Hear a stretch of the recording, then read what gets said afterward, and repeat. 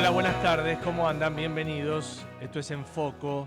Todos los viernes vamos hasta las 2 de la tarde aquí en Ecomedios, repasando temas que nos han interesado, que nos han impactado en la semana y algún otro que siempre nos gusta revisar y profundizar. Hoy hubo un tema, o por lo menos esta semana hubo un tema que fue muy fuerte, ¿no? Brutal, lo que pasó allí en Villa Crespo, con esta familia que apareció muerta. Después nos fuimos enterando que la mujer de la familia, la mamá de los nenes, la esposa de el hombre de la casa era la asesina, ¿no? Un caso realmente horroroso. Y detrás de ese caso está el tema de la salud mental. Tantas veces se ha hablado de la salud mental, de la ley de salud mental, que evidentemente no es buena. Y nos vamos a poner el foco ahí para ver qué pasa, ¿no? Desde lo racional, desde lo más o menos normal, dice cómo una mujer puede matar, cómo una madre puede asesinar a sus hijos. No a uno, a dos. La verdad que no hay explicaciones así desde el punto de vista racional. Por eso es interesante poner el foco ahí, con los especialistas, con los que tratan esos casos, a ver qué opinan. En un ratito nos metemos con uno de los temas de Enfoco de hoy. Y después vamos a meternos, ya que son las 13:04 minutos, hora de almuerzo, hora de comida, nos vamos a meter con la comida. Con un especialista. Ya que están de moda los chefs, los cocineros. Si te metes en una red social vas a encontrar todo el tipo de especialistas o pseudo especialistas que te dicen cómo hay que hacer esto, cómo hay que hacer lo otro. Vamos a hablar con uno que sabe de verdad, con un italiano que vive acá en Argentina, pero que ya es más argentino que italiano, y que me va a dar mucho gusto charlar con él en un rato. Dos temas que vamos a poner en foco. Siempre pasamos por la actualidad y miraremos, por ejemplo, el tema de los dólares en el colchón, a ver qué va a pasar, el anuncio que hizo el gobierno ayer. También tenemos algo para comentarte. Son las 1:05 de la tarde. ¿Cuánto hace de temperatura a esta hora? Estamos con 14 grados. Yo te diría que un poquito menos. Hay sol, pero está fresca la cosa. 13 grados 3 tenemos de temperatura aquí en la ciudad de Buenos Aires. Bueno, arranquemos, dale, esto es En Foco. Soy Darío Lopreite. ¿Necesitas retirar efectivo? Busca tu Provincia Net Pagos más cercano y hacelo en el momento, sin vueltas, rápido y seguro. Conoce más en provincianet.com.ar. Provincia Net Pagos, una empresa de Provincia Servicios Financieros. Ingresá en simulador.edenor.com y conoce cuánto consumen tus electrodomésticos. Cuida la energía. Sumate al cuidado del planeta. Edenor. Seguro escuchaste de nosotros. Seguro escuchaste mucho de nosotros. Somos un río enorme y mucha costanera para caminar. Somos un mundo de sabores y muchos momentos para compartir. Somos cuna de campeones y mucha pasión por la celeste y blanca. Somos movimiento, creatividad y talento. Mucho talento. Rosario es mucho más. Legislatura porteña. Entérate de todo lo que estamos haciendo. Ingresá a legislatura.gov.ar para saber más. Nos une la ciudad. Industria, construcción, logística, minería, todas estas actividades tienen algo en común. A la hora de renovar o vender sus activos, confían en el especialista. Ingresá a Adrián Mercado Subastas y encontrá la mejor opción para capitalizar tu actividad. Adrián Mercado, líder en subastas industriales. Están abiertas las inscripciones para la Policía Bonaerense. Si tenés entre 18 y 29 años y terminaste el secundario, súmate a la fuerza más grande del país. Formación y carrera profesional. Ingresá a gba.gov.ar y súmate a la fuerza. Te estamos esperando. Gobierno de la Provincia de Buenos Aires. ¿Sabías que todos los accidentes por inhalación de monóxido de carbono son evitables? Chequea que la llama de tus artefactos sea siempre azul. No olvides ventilar los ambientes de tu hogar todos los días, verificando que las rejillas cuenten con salida al exterior y las ventilaciones no estén tapadas ni sucias. Y controla las instalaciones internas con un gasista matriculado. Con estos consejos, proteges a tu familia. Metrogas, damos calor. En Edesur ponemos el foco en lo importante, en vos, que cada día haces un uso más consciente de la energía, en nosotros, que seguimos trabajando, invirtiendo y mejorando, en la atención para cuando todo funciona y también cuando no, siempre enfocados en lo que hay que hacer. Edesur.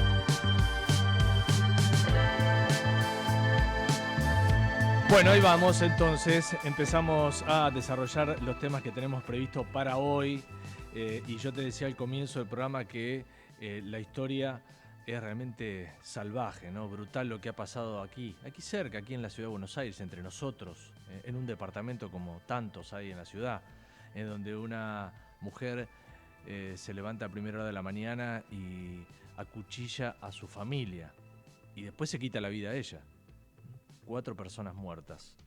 Un triple crimen que pone otra vez en foco, como decimos acá nosotros, el tema de la salud mental, ¿no? Porque cuando empezamos a entender qué pasaba en la familia Seltzer, los investigadores primero suponían que el asesino era el hombre de la casa y después se descubrió que era la mujer, que además estaba atravesando problemas psiquiátricos, que además parece que tenía que tomar medicación y no las tomaba.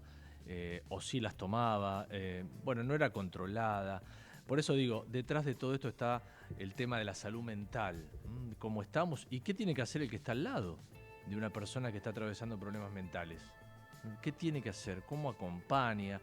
La verdad que son muchos interrogantes detrás de este caso que es realmente horrible, ¿no? Porque, como decía al comienzo, imaginar desde nuestra mente más o menos normal que alguien puede ir y matar a sus hijos a cuchilladas ahí, dentro de la casa, nos cuesta imaginarlo. Por eso hemos convocado a alguien que tal vez nos pueda ayudar, nos pueda dar su mirada de especialista en estos temas de salud mental.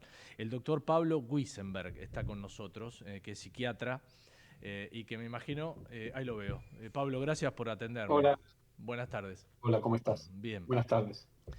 Bueno, yo no sé cómo encarar el tema. A ver si vos te querés meter un poco en la historia esta que todos conocemos, pero vemos de afuera, ¿no? De una familia típica acá de la ciudad que de pronto provoca este horror en todos. ¿Qué se te ocurre decir como primera mirada? Mira, lo primero para decirte es algo que me pasó en mi propia familia. Yo tengo 4 hijos y mi hijo menor, que tiene 18 años, me dice, che, ¿mamá puede llegar a hacer esto conmigo? Digo esto porque la verdad que conmueve una historia donde una madre, donde uno tiene la idea que es la protectora, la que suministra amor, la que de ninguna manera atentaría, pero de ninguna forma menos con un hijo, acá tenemos una historia de terror totalmente al revés. Tal cual, de terror, sí.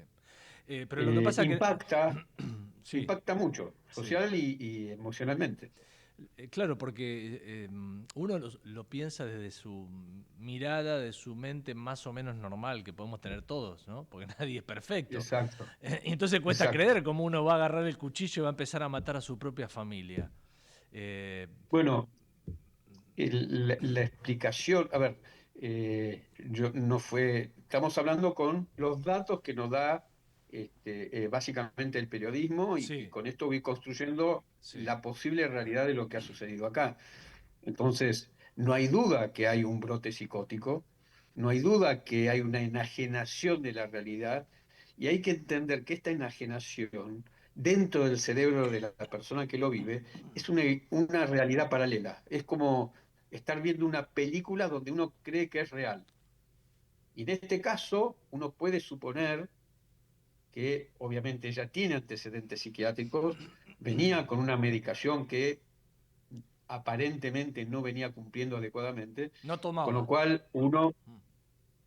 Sí, disculpa. No, digo, no tomaba esa medicación.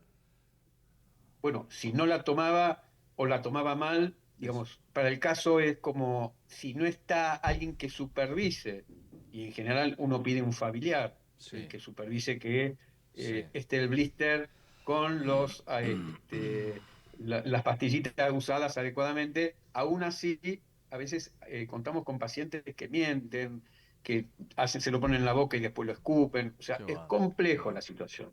Es muy compleja. Digo esto porque a veces no es solo responsabilidad de la familia o del médico tratante. Estamos frente a una persona con un trastorno psiquiátrico que muchas veces hace todo lo que sea necesario para cumplir con el plan siniestro que tiene en su cabeza.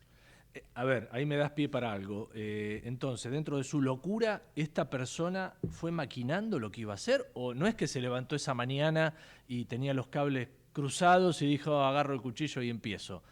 ¿Vos suponés, por tu experiencia? Puede pasar dos cosas. Sí. Que ella venía armando en su cabeza, con cierta paranoia, que algo venía pasando mal, porque fíjense que en el escrito vamos a estar en la calle o nos vamos a la calle. Algo venía pasando en su cabeza donde había algo que iba a suceder. ¿Sí? Yo no digo con esto que estaba armando el plan de eliminar a su familia. Tal vez en el brote, cuando ella se levanta o esa noche empezó a brotarse, sí creyó dentro de su cerebro, y doy una suposición, pero para que se entienda dónde voy, capaz que ella pensó que estaba el diablo dentro de las personas de su familia, y que con el cuchillo, fíjense que usó el cuchillo especialmente en el pecho, o sea, dirigido al corazón, que tal vez podía sacar este mal, que por ahí los podía liberar de esto. ¿Qué hace un psiquiatra, Pablo, cuando tiene casos, que supongo que te habrá tocado, casos así donde vos decís, esta persona en cualquier momento vuelca y hace un desastre? ¿Qué hace? ¿Qué le decís al hijo, al esposo, no sé, a la mamá? ¿Cómo actúas? Bueno, cuando uno tiene pacientes complicados y que de alguna manera tiene una idea de que puede atentar contra sí mismo o contra terceros, lo primero que trata es de abordar a un instrumento que es la internación. Cosa que no es sencilla porque la ley te permite decir, bueno... Ahora vamos a ir a eso. La ley dice que, bueno, si el paciente quiere y ahí te atás de manos porque, digamos, te desautoriza en la visión que estás teniendo. Porque si, este paciente a lo mejor le puede pasar es que está internado. Después vemos dónde, porque hay instituciones e instituciones. Pero ese es un buen recurso para contener a una persona que puede atentar, que puede, no lo sabemos, pero uno dice, bueno, acá hay riesgo. Pero por supuesto, el abordaje de este tipo de cosas, perdón que te interrumpa, uno lo hace casi en equipo con las personas convivientes, que a veces son familiares, a veces no. Claro. Hay que armar equipo ahí. Sí, bueno, y eso también, bueno, la familia tiene ahí una responsabilidad tremenda, ¿no? Porque por más que quiera ayudar, a veces el paciente, y si el paciente no se deja ayudar... Y es que es muy probable que suceda eso. Es muy probable que suceda eso. Claro. Que ya digan que el marido le haya dicho, ¿tomaste la medicación? Sí, por supuesto. Qué bárbaro. No, la verdad que el marido le diga, te compré hasta el marido por ahí le compró la medicación, se la dio, dale, tomala. Y seguramente hubo señales de que algo no andaba mal. Pero de ahí a que pase esto, es muy difícil esta situación. Porque es muy difícil. Como con el diario del lunes, todos podíamos haber hecho algo distinto. Todos podíamos haber hecho algo distinto. Exactamente. Pasa hasta en un accidente hogareño. Sí. Desde mi ignorancia, supongo que la persona que hace esto es una persona que está loca, que todo el día está, no sé, contando flores o haciendo cosas locas, que me puede dar a entender el paso siguiente, me pueden dar a entender. Pero en este caso uno ve, no sé, lo que hemos mostrado en los medios, las redes sociales, parecía una chica normal. Sí. O sea, tengo algún antecedente, me ha llegado, que no sé si es real o no, de que hubo un episodio agudo hace un año atrás donde básicamente estaba muy nerviosa, muy alterada, pero no agresiva. Sí. Bueno. Entonces, si uno ve una mujer que ya tuvo un momento donde estuvo alterada y nerviosa, y vos la ves en este momento alterada y nerviosa, bueno, terapia, medicación, y va a corregir como la otra vez. Claro. Pero cuando entra en brote, sí. el brote es entrar al mundo paralelo. Es como, ¿vieron? No sé si alguno vio alguna vez realidad virtual con esos anteojitos, que es un mundo que te sorprende, que no sabes cómo manejarlo. Bueno, es una realidad virtual dentro del cerebro de esa persona. Pero hay otra realidad que es incomprensible. Sí. ¿Hay algo que está en el manual que ustedes estudian que dice, si hace esto, va a entrar en brote? No lo podemos anticipar, seríamos brujos en todo caso. No se puede anticipar. Hay datos que te dicen, sí, es posible, obviamente, una paciente con cierta sintomatología es más probable que pueda llegar a un brote. Sí. No sé si te acordás, estamos hablando con el doctor Pablo Wiesenberg. Pablo, no sé si te acordás el caso que también fue muy mediático de esta persona que salió con un cuchillo ahí en Figueroa Alcorta y en la puerta del Malva, bueno, atacó un policía. Sí, creo que atacó un policía, puede ser. Sí, que lo asesinó él al policía, después el policía, u otro policía ahí, lo termina matando. Después se supo que el psiquiatra, no sé si le había dado mal los medicamentos o no lo había atendido convenientemente. Incluso fue a juicio el psiquiatra que lo había atendido a esta persona. Digo, la responsabilidad de ustedes, ¿no? De los médicos frente a estos casos. Sí, tal cual. Tal cual, hay que estar tenemos que estar sumamente atentos. Hay como, nosotros los médicos psiquiatras estamos como de guardia, diría yo, porque más allá de la atención clínica que uno tiene en el momento del consultorio, del hospital, uno está atento a lo que pasa entre los intervalos, porque no es como una parte clínica donde sí, bueno, tiene una neumonía, le doy el antibiótico y lo veo la próxima, mejoró, no mejoró, le subo, le cambio. Claro. Acá yo tengo que estar atento a las respuestas, a indicadores conductuales, comportamientos, lo que dicen los que están conviviendo con esa persona. Claro. Es muy importante, porque en Mm. general el paciente lo peor de la enfermedad mental son aquellas enfermedades donde no tengo noción que estoy enfermo. Cuando yo tengo una bronquitis, tengo una bronquitis, puedo darle más bola, menos bola, no sé que tengo algo. La enfermedad mental tiene esta otra cuestión que nos hace más difícil la solución, que es, yo estoy bien, doctor. Qué terrible. Estoy un poco nerviosa, ¿quién no está nervioso? Claro, no, qué terrible, la verdad que qué terrible. Entonces, tener noción y llevar al paciente a entender dentro de su composición mental que hay que ayudarlo, que seguramente va a mejorar, que puede tener relaciones distintas, porque no se da cuenta que va deteriorando relaciones, va deteriorando el trabajo, va deteriorando todo el entorno. Y convencido que está bien, que los equivocados son el resto. Durísimo. Este es el problema. Durísimo. Es durísimo. Entonces yo creo que esta situación es dramática, que golpea socialmente, porque esperar de una madre dadora de amor eliminar sus hijos. Esto quiebra los cerebros, por eso es noticia de todos lados, es como difícil no hablar de esto. Hasta la intimidad de mi familia, lo primero que te dije, digo, algo conmovió. Sos especialista, además, ¿no? ¿A quién le preguntamos, no? Un médico que además trata ese tipo de problemas. ¿Es posible que de repente mamá se levante un día y agarre un cuchillo? Digo, no, hay indicadores, hay cuestiones, no cualquiera hace un brote psicótico, obviamente, ¿sí?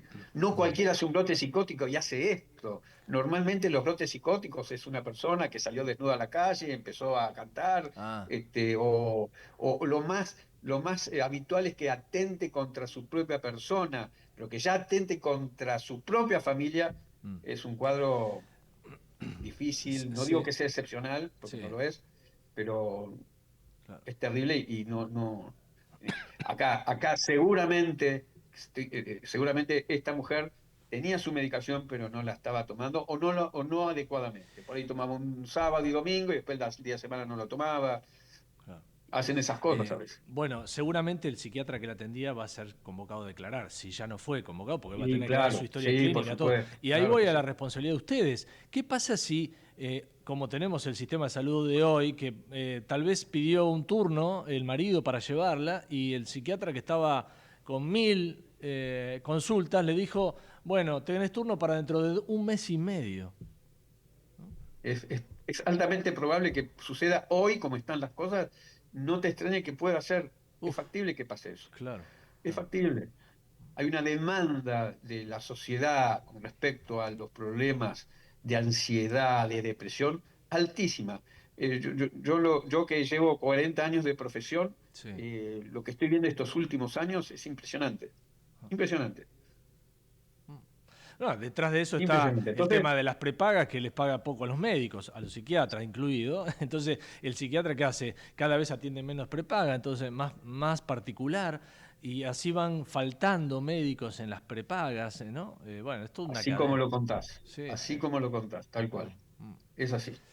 Es así. Ahora, no deja ver una responsabilidad en nosotros. Claro. Bueno, a ver, si yo siempre le digo a mis pacientes, ¿no? Mandame un mensaje, teneme paciencia, porque la demanda es muy grande. Mientras yo estoy charlando contigo, seguramente mi WhatsApp se va llenando, que es el medio de comunicación por excelencia, hoy el WhatsApp. Y yo voy contestando, pero siempre le digo a mis pacientes, ya a partir de un tiempo donde veo que esto sucede con mucha frecuencia, es decir, teneme paciencia, yo te voy a contestar, y si ves que no te contesto, escribime de vuelta. Y si es urgente, poneme urgente, ahí te contesto al toque. Claro. Vamos a la ley de salud mental, Pablo. ¿Cómo la calificas? ¿Es un desastre? ¿Es mala? ¿Es perfectible? Sí, para mí no nos da las herramientas para abordar este tipo. Es como, no se está pensando en salud mental, se está pensando en otra cosa. Claro. Pero pará, pero cuando la hicieron, ¿que los diputados, los senadores no llamaron a médicos para que opinen? Sí, pero tomaron su propia decisión, en base a otro criterio que no es salud mental. O sea, la salud mental necesita un criterio clínico, un médico, o sea, tomemos desde ese lugar. Yo creo que se tomó un criterio más de cuidar las decisiones de las personas, más una cuestión legal que médica. Claro. En este caso, el caso de Laura Leguizamón, que es la asesina de su familia, supongamos que el psiquiatra le dijo al marido, tenés que internarla, y ella puede haber dicho no, y quedó ahí. No, claro, obviamente, sí. Posiblemente haya dicho, che, conviene internarla, vamos a hablar con ella. No, de ninguna manera, yo estoy bien, puede haber dicho, yo no lo necesito, con la pastilla me alcanza y me sobra. O sea, cuando no quiere internarse el paciente, no hay forma. ¿Y qué trabajo se hace? ¿Es un trabajo de hormiga para la familia? Tratar de... Es un trabajo... Totalmente, es un trabajo donde vas trabajando con la familia para rodearla, es una estrategia de rodearla, hacerle entender que no está bien, que los hijos no la están pasando bien, que su marido no le está pasando bien, y bueno, y tal vez esperar, lamentablemente tenemos que esperar que atente para después hacer una demanda legal o que intervenga la justicia para que pueda a la fuerza internarla. Sí. La habrás escuchado a la mamá de Chano, ¿no? Que es como la banderada. Claro, exactamente. Claro. Exactamente. ¿Y va a cambiar? ¿Vos creés que hay posibilidad de que la ley se modifique? Yo creo que sí. Sí, yo creo que tenemos que ir hacia un cambio. Digamos, todas estas cosas que van sucediendo, que son consecuencias de tener esta falta de herramientas, va a llevar a que tengamos que repensar qué estamos haciendo. Claro. No hay duda. Porque no, los que estamos psicóticos son los que estamos afuera. Porque además en este caso es un caso que le toca a la clase media, ¿no? Gente que vive acá nomás, que podemos ser cualquiera de nosotros, acá en el medio de la ciudad. No estamos hablando de un caso allá... Villa Crespo, sí, un edificio común, todo. Gente que iba a vacaciones, gente que iba a un colegio. No estamos hablando de un común, obviamente, de gente común. Eso impacta más, que si hubiera sido lejos, perdido, no sé, en una zona rural, por ejemplo, ¿no? Claro. No, mirá, una familia en Australia, y sí, bueno, qué sé yo, los australianos con los canguros, no. Claro. No te conectás. Este caso no es un caso común, digamos, para ustedes, no es tan común, ni acá ni afuera, ni afuera. No es común. No es común. No es común. Claro. Por más que haya... A ver, no es que es una excepción, pero no es común. Tampoco es una excepción. No, ha habido asesinatos intrafamiliares, ha habido como brotes y cuestiones psicopáticas y depresiones profundas. A veces las depresiones profundas llevan a cuestiones delirantes. Pero no es común, la verdad que no es común. Así que si uno escucha las noticias de asesinatos, de cuestiones uno no escucha. No estamos. Escucha más temas así relacionados con femicidios o cuestiones más de ese estilo que que estamos hablando ahora. Pablo, te quiero agradecer. Gracias por ayudarnos a entender un poquito, si es posible entender esta tragedia. Es lo que ¿no? pasa, hay una cuestión. Todas las enfermedades mentales, estas, especialmente las delirantes, las paranoicas, las queremos entender de nuestra propia racionalidad. Claro, y cuesta un montón. Exacto. Cuesta un montón, porque lo primero que debe pensar la gente es decir, che, qué turra esta mina, ¿cómo contra sus hijos, ¿me entendés? Y yo creo que lo que le pasó a esta señora es básicamente un delirio donde quiso salvar a su familia. Es lo que yo interpreto, ¿eh? Porque, bueno, me da para seguir preguntando, pero ahora me acuerdo de la carta ella que escribe toda mal, viste, con frases así medias, como que no tienen nada que ver con el tipo de letra, estaba totalmente ida, totalmente en un mundo. Pero en algún momento puso perdón. Que solo ella se lo llevó ella. Claro, pero viste que puso perdónenme, era para, no sé, o sea, se dio cuenta, digo yo, se dio cuenta. Por algo sí, puso habría eso. que ver si el perdón tiene que ver con ¿qué? Algo si perverso, dice también. ¿no? Sí, claro, eso perverso. Por eso digo, cuando habla de perverso, digo, hay algo siniestro en su cabeza que dijo, yo tengo que salvarlos y los salvo a ellos y después obviamente me salvo yo, porque ella también se clavó en el pecho el cuchillo. Sí, tremendo. Pablo, te mando un saludo. Muchas gracias por atendernos. No, espero haber sido un poquitín útil. Por supuesto, muy amable. Gracias, buenas tardes. Pablo Wiesenberg. Buen fin de semana. Igualmente, Pablo, estábamos hablando con un psiquiatra, ¿no? Alguien que entiende un poco más que todos nosotros esto que está pasando, que es el tema de la salud mental, y haciendo foco en este caso que es realmente horroroso. A ver, ¿qué hora es ya? 13:30 minutos. Dale, separamos y venimos.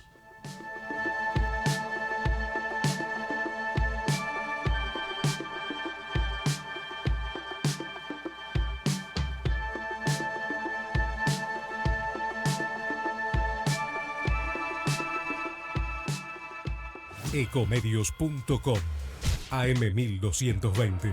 Estamos con vos. Estamos en vos. Informate en ecomedios.com. Seguinos en TikTok, @ecomedios1220. Foco. Seguí nuestros contenidos más relevantes en redes sociales de @ecomedios1220 y @Darío Lopreite en X. También @Darío Lopre en Instagram.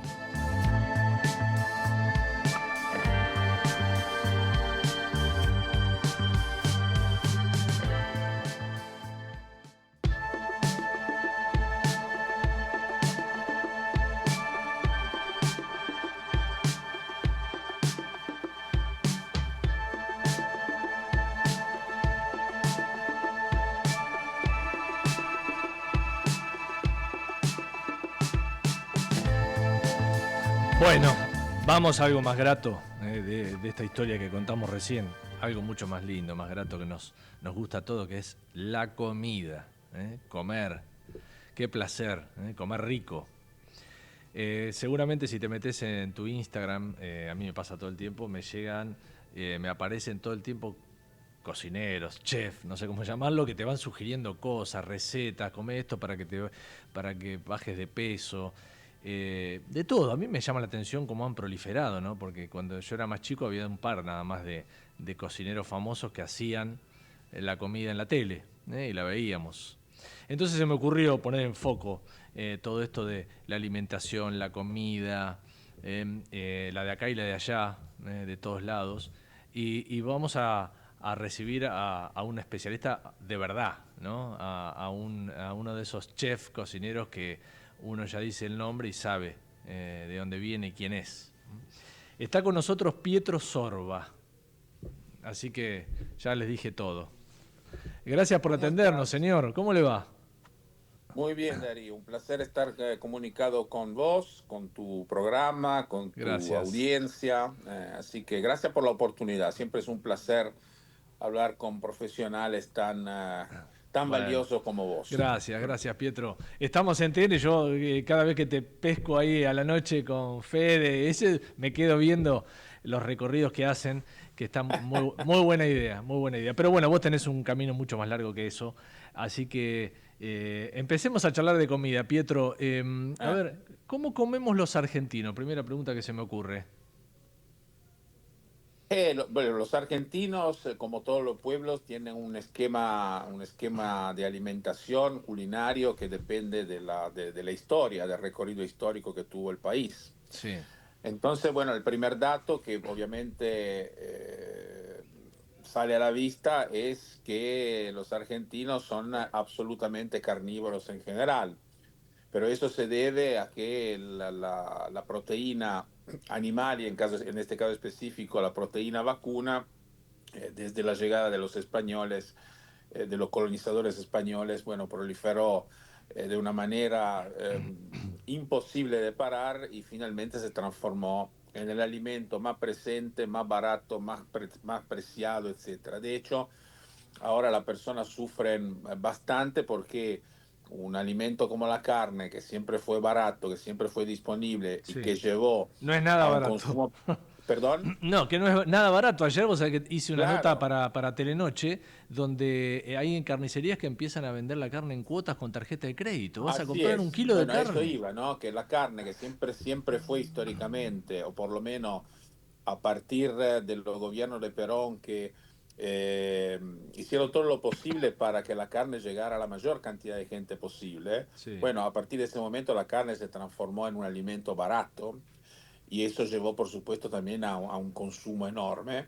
Bueno, ahora estamos en una etapa donde los precios de este alimento, que tradicionalmente es un alimento para gente acomodada, Sí. pero lo fue históricamente, y en muchos países del mundo, si vos sos un hombre que viaja, que conoce, sabes perfectamente que la carne vacuna es la carne quizás que tiene el precio más elevado, ¿no? Si querés comer un bife de chorizo en Europa, te sale 24, 25, 26 euros el kilo en un supermercado, etcétera, etcétera, etcétera. Bueno, pero eso no quita el hecho de que los argentinos sean absolutamente carnívoros, comen 100 kilos y pico de proteínas per cápita por año, proteína animal. ¿Está bueno eso, Pietro? Por año. ¿Cómo? ¿Está bueno eso? Depende, en un punto quizás sí, en otro más o menos, porque no acompañamos esa ingesta proteica con mucha verdura. Claro. Nuestro consumo de verdura es bastante limitado y porque las cantidades de carne que se ingieren son muy grandes, porque por una cuestión cultural y por una cuestión de costumbre y por esa disponibilidad que estuvo ahí dando vuelta por muchísimas décadas, los argentinos comen unas cantidades per cápita, me refiero a la porción, realmente abnorme, ¿no? Porque uno cuando va a un restaurante normalmente, un restaurante, en este caso de Europa, un lomo servido al plato pesará 200, 220, los máximos 250 gramos. Acá uno va a un restaurante y un bife de chorizo capaz que pese 350, 400, 450 gramos. Entonces, bueno, acá hay una cuestión de cantidad que es relevante. Y después, bueno, nuestro esquema culinario, nuestro esquema de alimentación, obviamente depende mucho de los legados histórico-culturales. Tenemos una parte muy interesante vinculada a los inmigrantes, que nos regalaron muchísimas comidas, especialmente los italianos y los españoles, no porque sean más buenos o más eficientes, sino porque fueron las olas migratorias más contundentes y era inevitable, y es inevitable que dejaran su huella profunda. Y después también nos alimentamos de las otras, entre comillas, de las otras colectividades, nos alimentamos de nuestros... de la herencia criolla, de la herencia del poca de nuestros pueblos indígenas autóctonos y finalmente Argentina tiene un esquema de comida muy interesante, muy variado. Vos, Pietro, que si tenés que elegir una comida, ¿cuál es tu comida preferida? Bueno, pero eso, Darío, depende de dónde yo nací, de dónde yo crecí, donde yo me formé. Yo llegué a la Argentina grande, ya tenía 30 años. Sí. ¿Venís de Italia? Yo en Italia nací y crecí en una región que se llama Liguria, donde se come muy poca carne y se come mucho pescado y mucha verdura y bastante pasta. Sí. Entonces yo me formé con eso y para mí el esquema de alimentación es ese. Ah, mira vos. Si tengo que comer proteína, prefiero el pescado a la carne. Si tengo que elegir, por supuesto aprecio la carne porque es un alimento noble. Sí. No tengo ningún tipo de problema ético con la carne por ahora. Sí. Pero si puedo elegir, prefiero, por ejemplo, comer pescado. Me gusta, pertenece más a mi, si lo quieres llamar así, a mi memoria genética, a mi ADN, a mis costumbres. Entonces, bueno, si tengo que elegir, prefiero esas cosas. Claro. ¿Y qué pasa con los restaurantes? A ver qué opinás vos, ¿no? De tantos restaurantes que... Bueno, acá hablemos de la gran ciudad, ¿no? Buenos Aires, por ejemplo, donde hay enorme cantidad de restaurantes de todos los niveles. Hay algunos que son muy caros, no sé si vos pensás lo mismo, muy caros, por ahí la atención no es tan buena o el tamaño de la comida no es tan grande y siempre están llenos igual. ¿A qué se debe? Ahora más o menos. Ahora más o menos. Ahora más o menos. La crisis. Ahora más o menos, sí. Pero eso responde al hecho de que Buenos Aires es una gran capital del mundo, que tiene un público muy segmentado, tiene un público ABC1, que no tiene ningún inconveniente en pagar cuentas abultadas en los restaurantes. Hoy en día no es infrecuente en restaurantes de alto segmento gastar entre 200 y los 300.000 pesos. Tremendo. Por plato, ¿no? Por persona. Por persona, sí, por persona. Nuestros precios ahora están... ahí hay una cuestión, Darío, que por un lado los empresarios gastronómicos de ese tipo de restaurante creen que nosotros somos iguales a Europa, y aplica más o menos los mismos precios. Claro. Por otro lado, después hay un público que evidentemente está dispuesto a pagarlo, porque si no, estos restaurantes no existirían. Y también hay una cuestión de, no sé si, no creo que sea una distorsión, eso hay que evaluarlo, pero no creo que haya o que exista una distorsión excesiva de precios, en el sentido que si vos aplicás un precio de venta que es parecido a lo de mercados como el europeo, donde los precios de la materia prima son más caros, son más altos, entonces no se justificaría tener lo mismo precio de venta.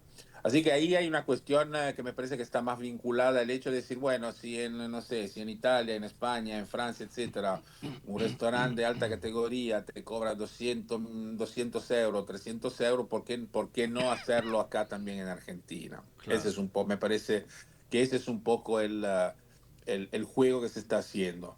Y en relación a si lo vale o si no lo vale, bueno, cada uno tiene su percepción de la relación placer-precio, o sea, cuántos yo estoy dispuesto a pagar para conseguir ese precio, ¿no? Porque la relación calidad-precio existe más o menos, porque la calidad depende de cada uno, de la percepción que tiene cada uno, y el precio también depende de la percepción de cada uno. No, si yo gano $20.000 por mes, sí, claro, me sobra pagar $200 una comida no me representa absolutamente nada. ¿O no? Sí, te llevo a uno puntual, que es la parrilla mejor del mundo. Lo tenemos acá en Palermo, ¿no?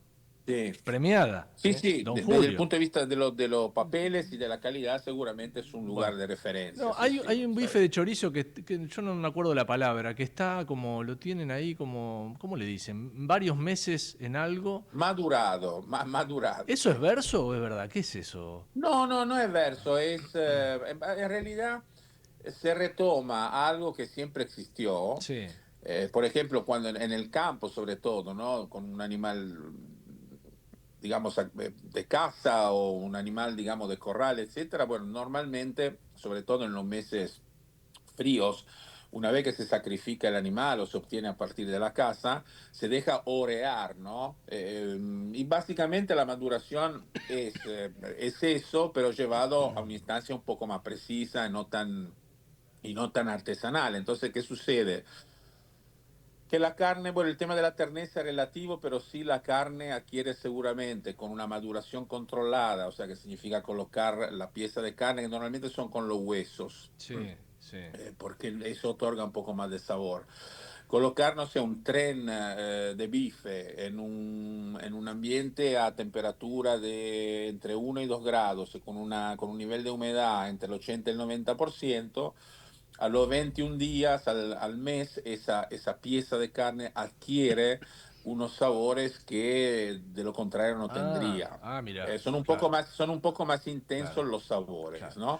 Después podemos discutir si la maduración ideal es de 21 días, de un mes, de 45 días, etcétera. Después ahora hay gente que, obviamente, como todas las cosas que suceden en esta época, en algún punto payasesca, obviamente hay gente que madura la carne 3 meses, 4 meses, 5 meses, 6 meses, y ahí ya empezamos a tener un sabor que más parecido a Roquefort que a la carne, ¿no?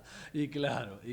Ahora, este bife de chorizo que, como vos decís, madurado y qué sé yo, ¿se justifica que salga? Debe estar hoy, no sé, 150, 200 mil pesos en ese lugar. No, sí, pero no sé si ese es el precio, pero seguramente es un precio elevado. Sí. Lo que hay que pensar es que esa pieza de carne a raíz de la maduración, si tiene una maduración, supongamos, de un mes, pierde una parte de su peso, ¿no? Porque por la evaporación. Entonces ya ahí tenés una pérdida, no sé, del 10, del 15 o del 20%. Obvio, eso no sé, Darío, si justifica un precio tan elevado, pero tenemos que pensar dónde comemos ese bife, cuál es el servicio que lo acompaña, etcétera, etcétera, etcétera. No es lo mismo, y lo digo con todo respeto porque yo soy un gran amante de los restaurantes informales, de ruta, etcétera, pero una cosa es comer un bifacho en un restaurante de ruta y otra cosa es comerlo en el contexto de un restaurante premiado, donde hay un nivel de servicio extremadamente elevado, donde se capacita al personal, donde se busca materia prima de excelencia, donde se cuidan los detalles. Hay tanta etcétera, diferencia, etcétera. Pietro, entre ese restaurante o uno de gran nivel, digo, y los bodegones, que uno come bárbaro en los bodegones. Sí, pero es otra perspectiva. Son dos cosas totalmente distintas. Es como al que le gusta el Fitito, el 600, y no lo cambiaría por nada en el mundo, y al otro que le gusta una Ferrari. Entonces, ambas situaciones son placenteras, únicas, irreemplazables, pero en valor absoluto, digamos, si yo tengo que ir a comprar una Ferrari, tengo que gastar 300, 400 mil euros, y si tengo que comprar un Fitito, por más que sea refaccionado, perfecto, etcétera, seguramente no voy a gastar la cifra que gasté por un Ferrari, ¿no? Donde hay también un desarrollo tecnológico. Tal cual. Después podemos discutir, ¿no? Como decía antes, si todo eso tiene el valor que en este momento tiene o no. Pero sí, seguramente, cuando detrás de una situación, en este caso del restaurante, hay todo un trabajo de comunicación, de servicio, de capacitación, de búsqueda de productos, etcétera, etcétera, etcétera. Evidentemente los costos suben y no hay otra manera que compensarlos a través de un precio de venta elevado. Claro. ¿Qué opinas de estos chefs o cocineros que proliferan en las redes? Viste, yo recién decía que me llega en Instagram todo el tiempo, no sé si son cocineros, no sé, alguien que se graba bien, lindo, lo edita perfecto y te recomienda cómo hacer una tortilla, una tarta, no sé, lo que sea. Sí. Mira, yo obviamente tengo la mirada de periodista, entonces alguien podría decir, y bueno, le tiene bronca, no sé, a los cocineros, bueno. La verdad que no, porque yo entiendo perfectamente que los tiempos cambiaron. Sí. Entiendo perfectamente que los cocineros a partir, en este caso en Argentina, seguramente a partir de lo que hizo el Gato Dumas, de lo que hizo Calabrese en su momento, de lo que disparó la aparición del canal El Gourmet, finalmente los cocineros tomaron una relevancia que antes no tenían. Exacto. Ahora, como muchas cosas, ahora los cocineros quieren ser filósofos, dietólogos, opinionistas, periodistas, antropólogos, o sea, quieren hacer todo. Y esa es la parte que me cierra menos. El que mucho abarca, poco aprieta, ¿no? tengo esa sensación, ¿no? Con esto no quiero decir que un cocinero no pueda tener ese tipo de información y de formación, porque en realidad la tiene que tener. Sí. Pero me parece que la actitud es la de decir yo voy a cambiar el destino del mundo, yo voy a decirte lo que tenés que comer, yo todo. Sí. Bueno, es un poco eso. Y en relación a cómo cocineros, influencers, etcétera, influyen a partir de las redes sociales, me parece que hoy en día tenemos un daño muy grande, porque la distorsión que se genera entre la realidad y lo virtual es enorme. Mira, o sea, lo que vemos ahí es difícil después que lo hagamos nosotros. No, un poco eso, pero también, no sé, pienso en no sé, los influencers, ¿no? Hay que no son necesariamente cocineros. Hay personas que tienen un caudal de seguidores extremadamente elevado. Estamos hablando de millones de seguidores. Entonces, si ese señor o esa señora dice, hoy fui a comer a este restaurante y es espectacular. Sí. Y el restaurante en realidad es nada, o sea, no es nada del otro mundo. Entonces nosotros le estamos diciendo a un caudal grande de gente de ir a ese lugar. Esas personas que probablemente en una porción muy grande no tienen las herramientas para dirimir si ese restaurante es bueno o no por su cuenta, va a pensar que ese restaurante es bueno porque el influencer dijo que es bueno. Entonces, bueno, se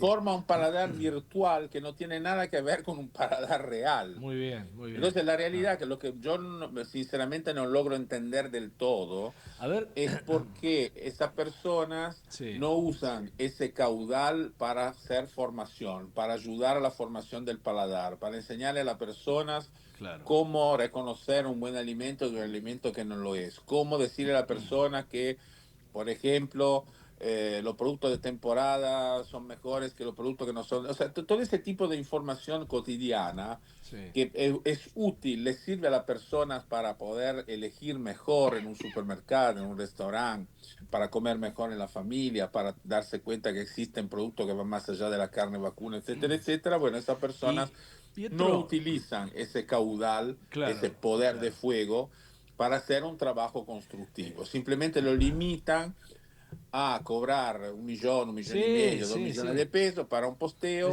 y se acabó la historia. No, eso no va. Ahora, uno siempre fantasea con tener un bar, no sé, un restaurante, se me ocurre a mí, y yo, si tuviera eso, haría porciones grandes. Yo digo, las porciones grandes atraen a la gente. Ahora, ¿qué piensa un especialista como vos? ¿Conviene una porción grande o algo sofisticado, qué sé yo, que sea chiquito, pero que tenga un gran trabajo atrás de elaboración? ¿Qué sugerís? Creo que, a ver, en Argentina, bueno, hablando de la pregunta inicial sobre cómo comemos los argentinos, o cómo se come en Argentina, hay una ecuación que todavía no está resuelta del todo, y la ecuación dice que privilegiamos mucho la cantidad a la calidad. O sea, muchas veces nos interesa más una milanesa gigante, que sirve para 6/8 personas, que desde lo gastronómico, desde lo culinario no dice mucho, ¿no? Porque en realidad es un ensamblado de queso, de frito, de panceta, de no sé qué, de no sé cuánto. Y la verdad que es una bomba. Es una bomba. Claro. Entonces, y no va, no yo creo que la cocina de por sí es un momento de generosidad, ¿no? Porque en casa, en familia, donde nace esta situación, bueno, alguien normalmente prepara una comida para que el otro se sienta bien, se alimente, etcétera. Entonces, evidentemente existe un concepto vinculado, un concepto entre la comida y la cantidad. Ahora, lo que creo yo es que no es necesario que esas cantidades sean desmedidas. Claro. Creo que quizás con el tiempo, y es un poco lo que está pasando en Argentina también, porque no queda otra. Los bolsillos están flacos, Pietro. Bueno, exacto. Entonces se busca también un poco más de calidad.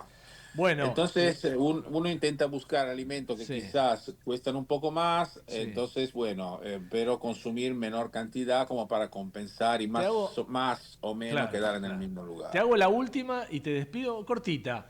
Para Pietro Sorba, ¿quién es el mejor cocinero de Argentina? El mejor cocinero que yo conozco, en realidad conozco dos, que son dos amigos muy queridos que no tienen nada que ver con el rubro, porque yo no te puedo, tengo que responderte así porque no puedo responderte de otra manera, si no se ofenden. Mira. Y lo que te puedo decir, Darío, es que hay realmente buenos cocineros que tienen buena técnica. Hay algunos que quizás son un poco sobrevaluados, otros que quizás son no tan conocidos como deberían ser. Mirá.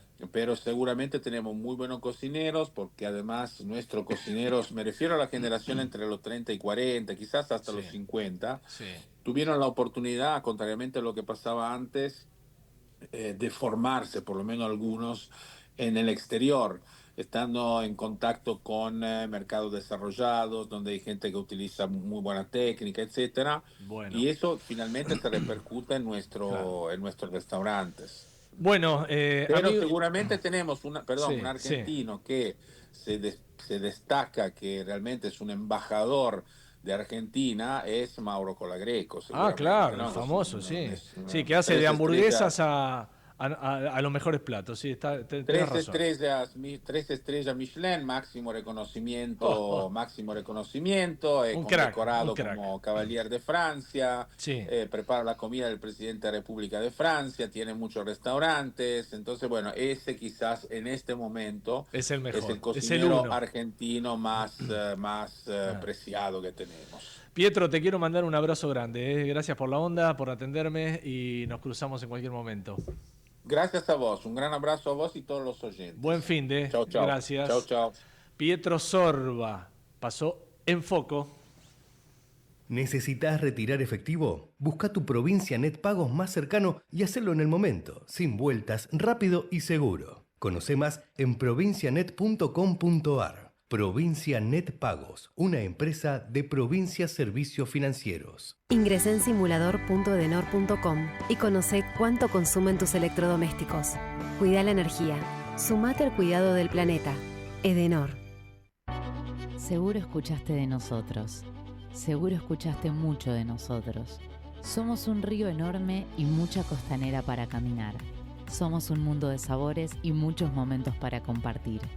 Somos cuna de campeones y mucha pasión por la celeste y blanca. Somos movimiento, creatividad y talento. Mucho talento. Rosario es mucho más. Para ser competitivo en la industria es necesario contar con una flota de vehículos acorde con los tiempos que corren. Por eso, a la hora de renovar el parque automotor, piense solo en el especialista. Adrián Mercado, líder en subastas industriales. Están abiertas las inscripciones para la Policía Bonaerense. Si tenés entre 18 y 29 años y terminaste el secundario, súmate a la fuerza más grande del país. Formación y carrera profesional. Ingresá a gba.gov.ar y súmate a la fuerza. Te estamos esperando. Gobierno de la Provincia de Buenos Aires. ¿Sabías que todos los accidentes por inhalación de monóxido de carbono son evitables? Chequea que la llama de tus artefactos sea siempre azul. No olvides ventilar los ambientes de tu hogar todos los días, verificando que las rejillas cuenten con salida al exterior y las ventilaciones no estén tapadas ni sucias. Y controla las instalaciones internas con un gasista matriculado. Con estos consejos, proteges a tu familia. Metrogas, damos calor. En Edesur ponemos el foco en lo importante, en vos, que cada día haces un uso más consciente de la energía, en nosotros, que seguimos trabajando, invirtiendo y mejorando, en la atención para cuando todo funciona y también cuando no, siempre enfocados en lo que hay que hacer. Edesur.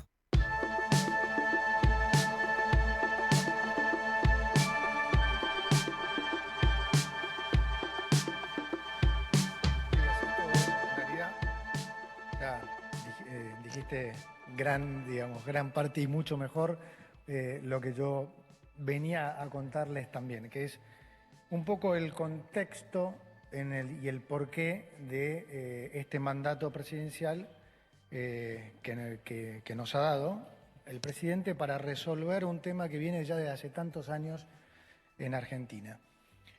Tratando de profundizar un poquito en lo que decía Manuel, a mí, yo digo que Argentina es un país que en los últimos 25 años se acostumbró a regular, ¿sí?, por la excepción.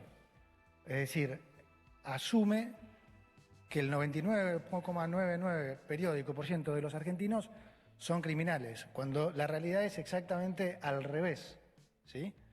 Y eso generó un nivel de informalidad que se da por dos razones.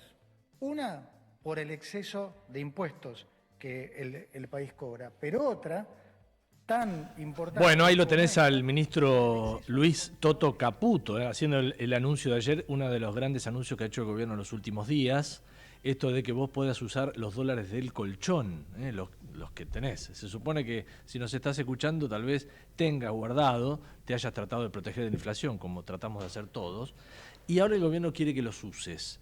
A ver, es una idea interesante desde el punto de vista que puede motorizar la economía, porque si vos tenés esos dólares, vas y te compras una heladera, un televisor, un auto, no sé, una casa, el gobierno no te va a preguntar de dónde sacaste esos dólares, cómo los compraste, cómo los obtuviste. Es decir, vas a poder gastar hasta 50 millones de pesos mensuales y el gobierno no te va a preguntar de dónde lo sacaste. Ya te digo, te podés comprar un auto usado, electrodomésticos, lo que sea. Esa es una buena idea que tiene sus reparos, según los especialistas, que es el tema de dos temas, narcotráfico y terrorismo.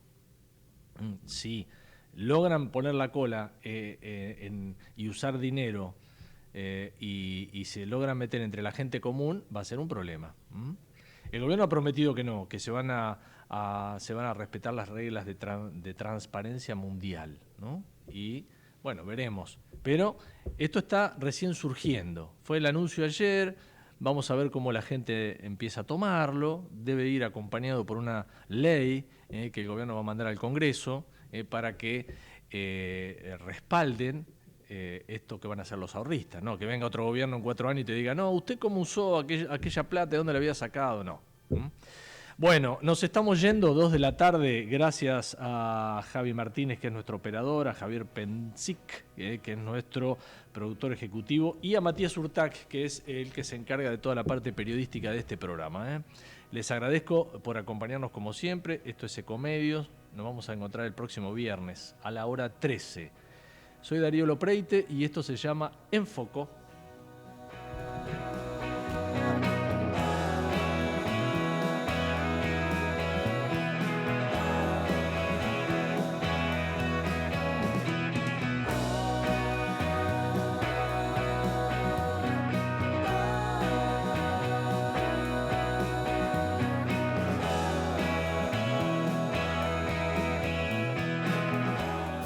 Desde Buenos Aires, transmite LRI 224, AM 1220, Ecomedios.